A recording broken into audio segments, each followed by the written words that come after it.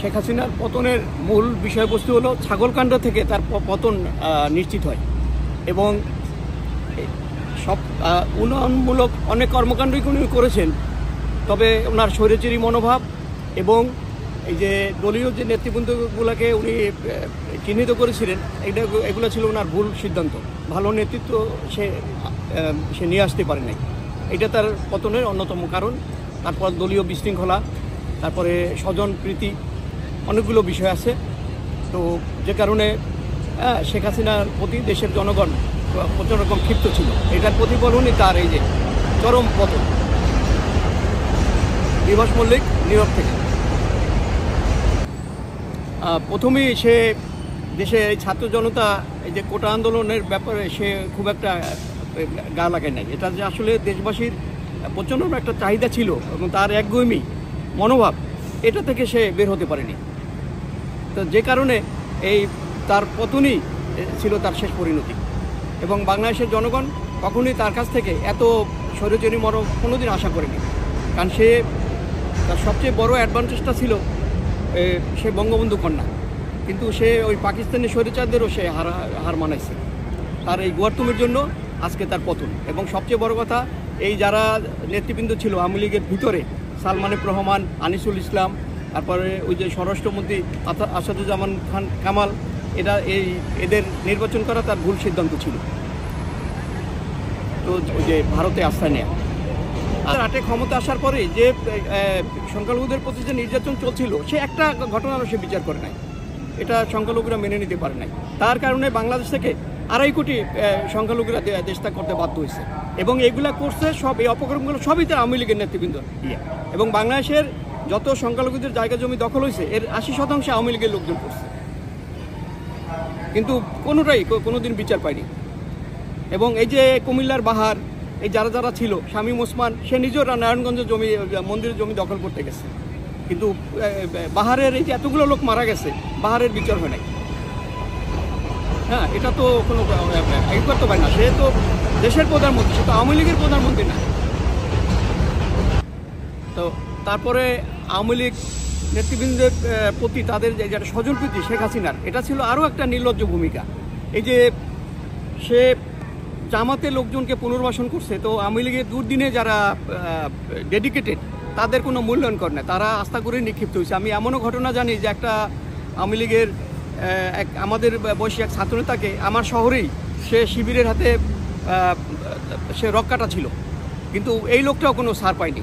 এই লোকটা তার ছেলের জন্য আমাদের কোনো এক স্থানীয় নেতা, তৎকালীন সময় সে মন্ত্রী, তার কাছে গেছিল, তারা ছাড় দেয় না। এবং তারা পুনর্বাসন করছে শিবিরের লোকজনের কর্মী যারা, হ্যাঁ, এদের পাশে সরাই নিচ্ছে। আর সবচেয়ে বড় কথা, এই যে দুর্নীতি এমন একটা পর্যায়ে পৌঁছেছিল, যে কোনো কনস্ট্রাকশন বা নির্মাণ কাজে পৃথিবীর সবচেয়ে ব্যয়বহুল ছিল বিষয়টা ছিল বাংলাদেশের নির্মাণ খাত। ইউরোপে আমেরিকার চেয়েও বাংলাদেশে নির্মাণ কাজে বেশি ছিল। এর ছিল নির্লজ্জ চাঁদাবাজি। শতকরা 80 টাকাই এই যে আওয়ামী লীগ নেতাদের পকেটে চলে যেত, মানে 20%, 20% নির্মাণ কাজে ব্যয় হইত। তারপরে এই যে কোনো জিনিস সরবরাহ, যে এই সাপ্লাইয়ের যে ইটা ছিল, ঠিকাদাররা ছিল, তাদের তো ছিল মানে সোনায় সোহাগা। একটা বালিশের দাম 1600 টাকা, তারপর একটা ধান কাটা কাঁচি, তার দাম ছিল 9000 টাকা, তারপর একটা কলা গাছের দাম ছিল 5000 টাকা, একটা নারকেল গাছের দাম ছিল 10,000 টাকা। এই যে এগুলো তো আমরা দেখতে দেখতে অভ্যস্ত হয়ে গেছিলাম। তো এই যে দুর্নীতির যে এই যে ওইভাবে যে বিষ বৃক্ষ যে শেখ হাসিনা লাগাই গেছে, এই ফলটা তো মানে আমরা এখনো বের হতে পারিনি। তারপরে এই যে বাংলাদেশের বিভিন্ন আওয়ামী লীগের যে মূল সংগঠন এবং এই যে শাখা সংগঠনগুলা, দলীয় অন্যান্য যেগুলা, যেমন যুবলীগ, ছাত্রলীগ, কৃষক লীগ, এইসব সংগঠনগুলো এই যে শিবিরের লোকজন তারা যে সুন্দর খোলামেলাভাবে এরা ঢুকাইছে, এটার উদাহরণ ওই যে ওই সার্জিস আলম, তারপর হাসনাত আবদুল্লাহ, এইসব লোকজন এটা তো। তারপরে বিভিন্ন জেলা সংগঠনেও তাদেরকে পুরোপুরি ঢুকানো হয়েছে মাহবুব হানিফের মাধ্যমে। এগুলো তো বুয়েটে এই যে ফাহাদ হত্যা কাণ্ডে জড়িত ছিল শিবিরের ছেলেপেলে, তারপর ঢাকা বিশ্ববিদ্যালয়ে যেসব ছাত্রলীগের নামধারী ছেলেপেলেদের ছাত্রদের মারতো, নির্যাতন করতো, এগুলো সবই দেখা গেছে চিহ্নিত শিবিরের লোকজন। কিন্তু এটা নিয়ে শেখ হাসিনার কোনো ছিল না, কোনো শক্তিশালী কোনো মনোভাব ছিল না, সব জায়গায় তার একটা দুর্বলতা ছিল, যে কারণে এইটার মূল্য দিতে হয়েছে শেষ পর্যন্ত শেখ হাসিনা এবং আওয়ামী লীগের। এবং আওয়ামী লীগ কখনোই তার রাজনীতিতে শেষ বলতে কিছু নাই, তবে আওয়ামী লীগ সহজে বাংলাদেশে আসতে পারবে না এটা অনুমান করা যায়। তারপরে আওয়ামী লীগের দলীয় কন্ট্রোলটা ছিল সবচেয়ে বেশি দৃষ্টিকটু, এবং নট অনলি দেশের বাইরেও আমরা নট অনলি আমেরিকা, ইংল্যান্ডেও দেখেছি আওয়ামী লীগের অনেকগুলো গ্রুপ, ইংল্যান্ডে যেমন আমেরিকাও অনেকগুলো গ্রুপ, এবং বাংলাদেশেও এমন কোনো জেলা নাই যে আওয়ামী লীগের 2-3টা গ্রুপ, বিশৃঙ্খল গ্রুপ। হ্যাঁ, যে কারণে দলীয় যে নেতৃত্ব এবং সংগঠন ভীষণভাবে ছিল সাংগঠনিকভাবে দুর্বল, যা বলার অপেক্ষা রাখে না।